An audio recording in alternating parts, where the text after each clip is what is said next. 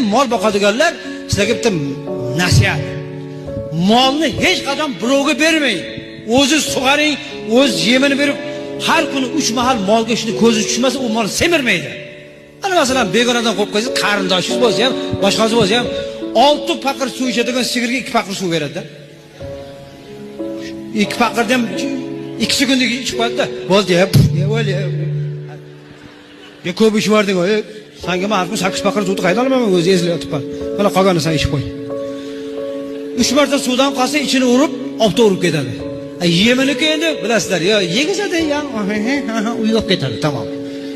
Shuning uchun o'zingiz yem berib, o'zingiz qarasangiz, u haqiqiy mol bo'ladi. Obuna va izoh qoldirib, yuksalishimizga hissa qo'shing. Bir sohada siz bittasiz. Sizga teng keladigan yo'q. Ilmda, hunarda, muomalada, axloqda.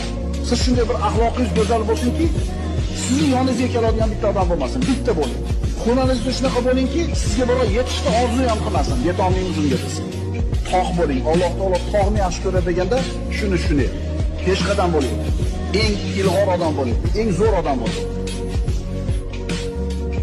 Dunyo tashvishlar bilan qiynalib, ana ishim nima bo'lar ekan, bu ishim nima bo'lar ekan, aytdan bitta pulim kelmayapti, mana bu ishim bitmayapti deb diqqat olib yurganingizda faqirlar davrasida 10 minut o'tiringda.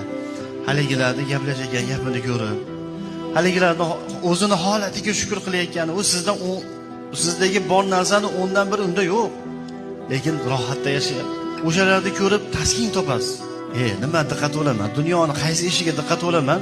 Mana shu faqirlar ham hech nimasi yo'q bo'lsa ham, menda-ku 2-3 ta mashina, buni bitta velosipedi bor. Shu ham baxtli yashayapti, maza qilib hayotda shu ham rohat bilan yashayapti. Nima diqqat olaman deb taskin topasiz.